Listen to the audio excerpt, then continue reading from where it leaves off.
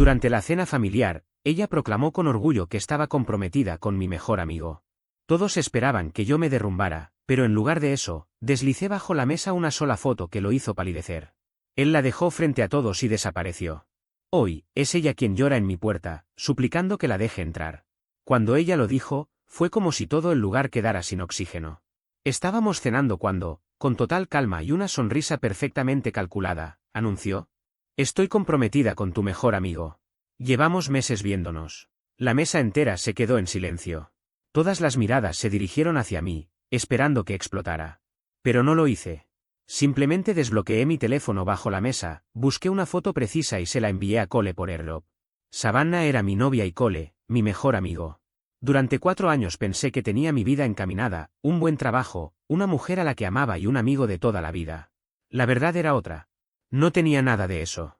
Lo único que poseía era una bomba de tiempo, y durante 6 semanas la estuve desarmando con cuidado para que, cuando estallara, yo fuera el único que saliera ileso. La primera grieta apareció 2 meses atrás. Savannah empezó a cambiar de maneras sutiles pero constantes. Ella siempre había sido sencilla, disfrutaba de una noche tranquila con pizza y una película. Pero esa versión desapareció y fue reemplazada por una mujer obsesionada con aparentar. Quería asistir a las galerías más exclusivas, a los restaurantes de moda, a eventos benéficos donde nadie la conocía pero ella fingía pertenecer. Nuestros fines de semana dejaron de existir. Cuando la confrontaba, respondía con desdén: «Es por mi carrera, Jackson. Es networking. No lo entenderías». Poco después comenzaron a aparecer los regalos, un bolso de diseñador supuestamente con descuento, unos zapatos que costaban más que mi pago mensual del auto, según ella, un obsequio de un cliente. Las explicaciones siempre eran tan bien elaboradas que me hacían sentir culpable por dudar. Y ahí estaba Cole, alentándola en cada paso. Pasaba por casa a ver partidos y hablaba de ella con admiración exagerada. «Está destinada a grandes cosas, hermano. Tienes suerte de estar con alguien así». En realidad, no solo la admiraba. Me estaba midiendo. Hace 6 semanas comenzaron los verdaderos indicios. Savannah empezó a proteger su teléfono como si guardara secretos que podrían cambiarlo todo. Giraba la pantalla cada vez que me acercaba, tomaba llamadas en otra habitación. Su laptop dejó de funcionar justo antes de un proyecto importante, y me pidió usar la computadora del despacho compartido. Como programador, sabía exactamente cómo proceder. Le creé un perfil nuevo, y antes de hacerlo, instalé un registrador de teclas y un software de acceso remoto. No fue una decisión fácil, pero mi instinto me gritaba que la confianza ya se había roto. No tuve que esperar mucho. Esa misma noche, desde mi laptop en la sala, la vi iniciar sesión en un correo secreto. Lo que descubrí fue devastador: mensajes entre ella y Cole. No eran simples coqueteos. Hablaban de planes a futuro, se burlaban de mí, de mi trabajo, de mi falta de ambición. Discutían cuál sería el momento perfecto para darme la noticia y dejarme demasiado aturdido como para reaccionar. Y no era solo Cole. También encontré mensajes con Harold Whitmore, un magnate inmobiliario de casi 60 años, casado y extremadamente rico. Con él no coqueteaba de la misma forma, usaba halagos medidos, promesas calculadas. Savannah estaba jugando a algo mucho más grande. Cole era el paso intermedio hasta asegurar el premio mayor. La rabia me golpeó, pero duró poco. Fue reemplazada por una frialdad quirúrgica. Si ellos creían que yo era un tonto que no vería su plan, se equivocaban. Decidí dejarlos seguir construyendo su castillo de mentiras para derribarlo cuando más doliera. Seguí monitoreando todo. Vi las reservas de hotel para supuestos viajes de trabajo pagados por Harold. Vi las compras online que fingía haber recibido de clientes.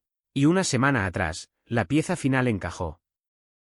Me dijo que asistiría a una conferencia tecnológica en una ciudad cercana, pero mis registros mostraban un vuelo privado a un aeródromo junto a la residencia costera de Harold. Sabía por sus redes sociales que era amante de la navegación y que tenía un restaurante favorito en un puerto cercano. Tomé 2 días libres en el trabajo, fingí que visitaría a un tío enfermo y manejé 4 horas hasta ese lugar. Me senté en una cafetería frente al restaurante y esperé 7 horas. Y entonces los vi salir, Harold y Savannah, riendo.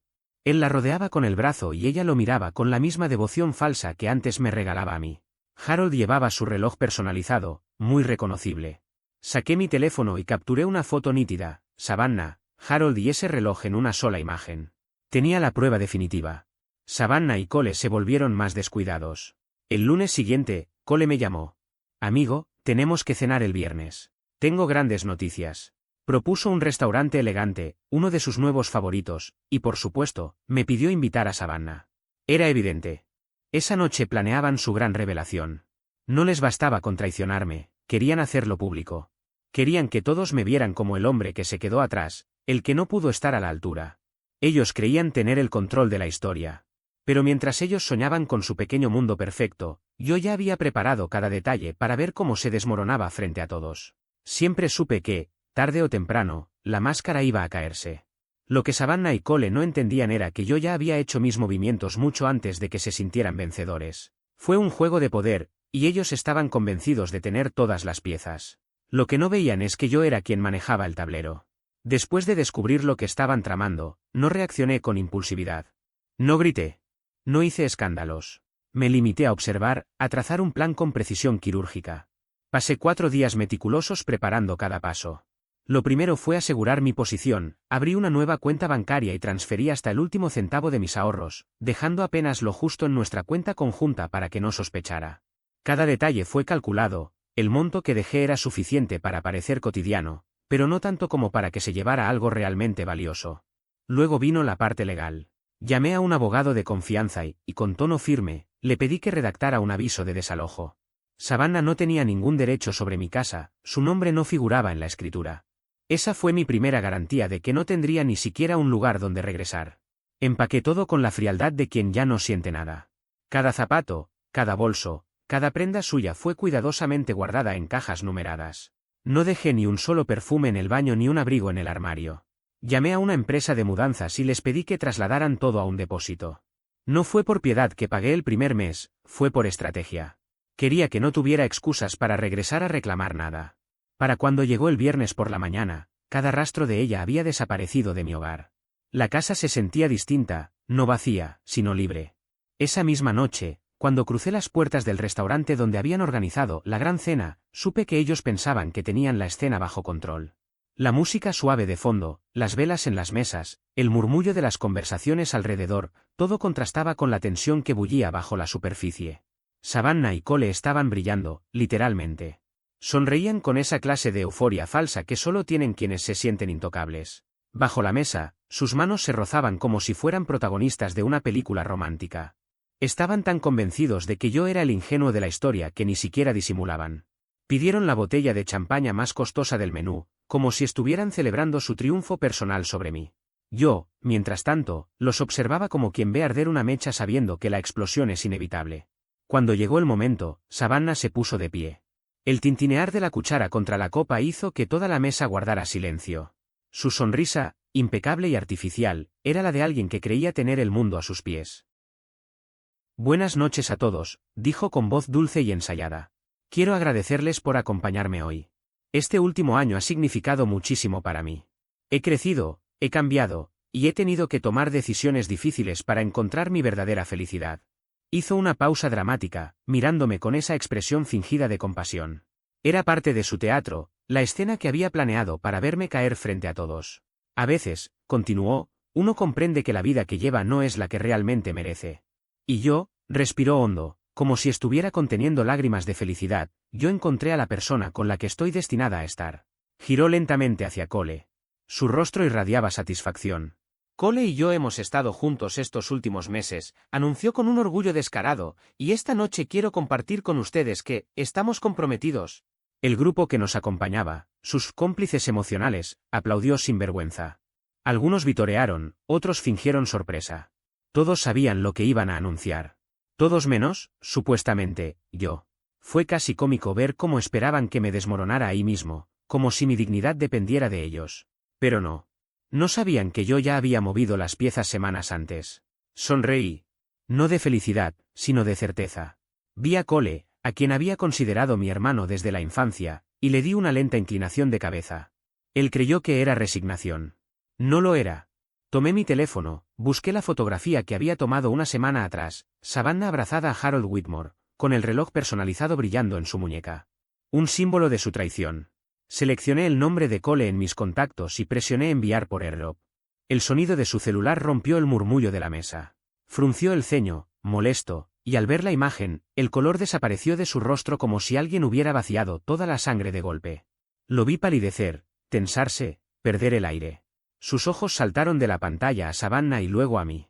Lo que encontró en mi mirada no fue furia, fue algo mucho peor, una fría y definitiva comprensión. Entendió que nunca había tenido el control.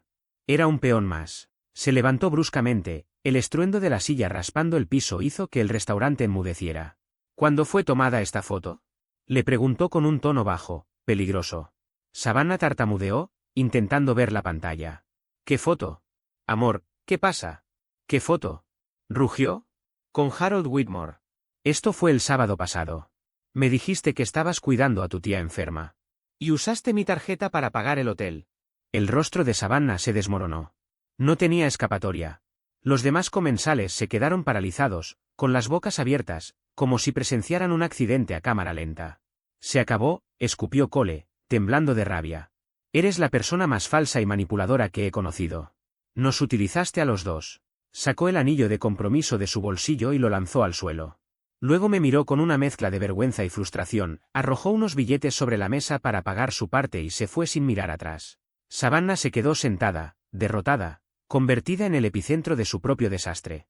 Aquello que imaginó como su coronación se transformó en su ruina pública. Yo, con absoluta calma, saqué mi billetera, pagué mi cuenta y me levanté. Bueno, dije al silencio sepulcral. Ha sido una noche interesante. Y salí del restaurante. Cuando llegué a mi apartamento, sentí algo que no había sentido en mucho tiempo, paz. Un silencio limpio. Sin el eco de su voz, sin su desorden. Bloqueé su número, el de Cole y el de cada uno de los que participaron en esa escena. El silencio me envolvió como una manta tibia. Una hora después, los golpes en la puerta comenzaron. Era ella. Su rostro destrozado aparecía en la cámara del timbre. Jackson, abre la puerta. Tenemos que hablar, gritaba entre sollozos y furia. Me quedé observando su desesperación a través de la pantalla, sintiendo un desapego absoluto. Después de un rato, hablé por el intercomunicador. No hay nada que hablar, Savannah. Se acabó. Su tono cambió al instante, la rabia desapareció, reemplazada por súplicas ahogadas. Por favor, amor, te juro que te amo. Cole fue un error, Harold no significó nada. No tengo a dónde ir, déjame entrar. Ese ya no es mi problema, respondí con calma.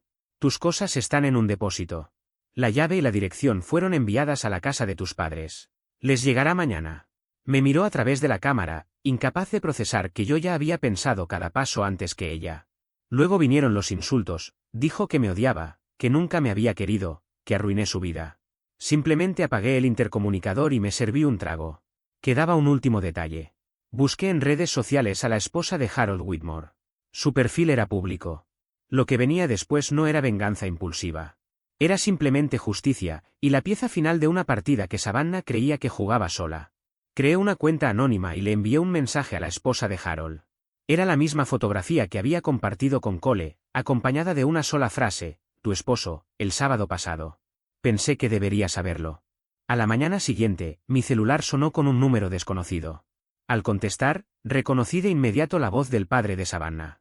No sonaba furioso ni alterado, al contrario, hablaba con un tono cansado, como si ya no quedaran fuerzas para discutir.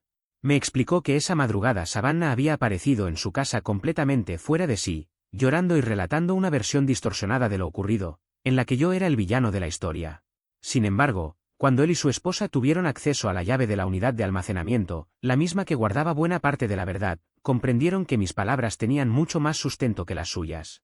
Me contó que esa misma noche le habían puesto un ultimátum, o conseguía un empleo estable y comenzaba terapia, o se quedaría sin ningún tipo de apoyo económico. Me dijo con amargura que el banco de mamá y papá había cerrado para ella. Ese fue el primer efecto dominó. El segundo llegó tan solo 2 días después. La esposa de Harold, Margaret, no era el tipo de mujer que guardaba silencio. No respondió a mi mensaje anónimo, pero sí hizo que su asistente personal me enviara un correo formal a mi dirección laboral solicitando una llamada confidencial y breve. Acepté. Cuando hablamos, su tono fue cortés pero firme, casi quirúrgico. Había investigado sobre mí antes de marcar. Me dio las gracias por la información y me preguntó si tenía más pruebas. Le reenvié todo lo que había reunido, registros digitales, comprobantes de hotel a nombre de Harold, capturas de pantalla de los gastos de Savannah cargados a su tarjeta y los detalles de sus caprichos financiados con dinero ajeno. No le pedí nada a cambio. Sinceramente, ayudarla a derribar esa fachada era recompensa suficiente. La consecuencia fue explosiva. En cuestión de una semana, La inminente y pública ruptura de los Whitmore se convirtió en noticia. Margaret, armada con toda mi evidencia, no solo lo enfrentó legalmente, lo desmanteló. Además de divorciarse, aprovechó su posición como accionista mayoritaria en una compañía rival para lanzar una jugada empresarial maestra. Utilizó el escándalo para ejecutar una toma hostil de una de las filiales más importantes de la empresa de Harold, un proyecto que él llevaba años construyendo. No solo le quitó su estabilidad personal, lo destrozó profesionalmente. En medio de todo este caos legal y financiero, Harold desapareció de la vida de Savannah. Su pase de oro había quedado inutilizado. Fue entonces cuando comenzó la contraofensiva patética de Savannah, una campaña de difamación. Contó a antiguos amigos que yo era un hombre controlador y manipulador, que había falsificado fotografías para destruir su relación con Cole por pura envidia. Su historia habría tenido algo de impacto si Cole no hubiera estado ocupado destruyendo lo poco que quedaba de su reputación. Aproximadamente una semana después de aquella cena en la que todo explotó, Cole me llamó. Su voz sonaba exhausta. No pidió perdón por la traición, no era su estilo. Pero sí se disculpó por haberme subestimado. Me contó que había entrado en nuestro antiguo chat grupal y había expuesto toda la verdad, las mentiras, los meses de engaños, la planificación a escondidas y el romance paralelo de Savannah con Harold. No lo hizo por mí, sino para intentar salvar lo que quedaba de su imagen. Aún así, el efecto fue el mismo. Antes de colgar, me dijo, es una sociópata, hermano. Saliste ganando al librarte de ella. Un mes después, se mudó a otro estado, decidido a borrar ese capítulo de su vida. Para entonces, Savannah se había convertido en un auténtico veneno social. Ya no tenía pareja, ni compromiso, ni mecenas. Sus padres mantenían una relación distante con ella, y los amigos que alguna vez estuvieron en común se habían alineado conmigo o con Cole. Era una paria. Fue entonces cuando apareció el último y más ridículo intento de sacarme algo, un sobreoficial. En su interior, una carta redactada por su abogado. Savannah me exigía compensación económica alegando que nuestra relación de 4 años constituía un matrimonio de hecho, lo que, según ella, le daba derecho a la mitad de mis bienes, incluida parte del valor de mi casa. También me demandaba por daños emocionales derivados de su supuesta humillación pública.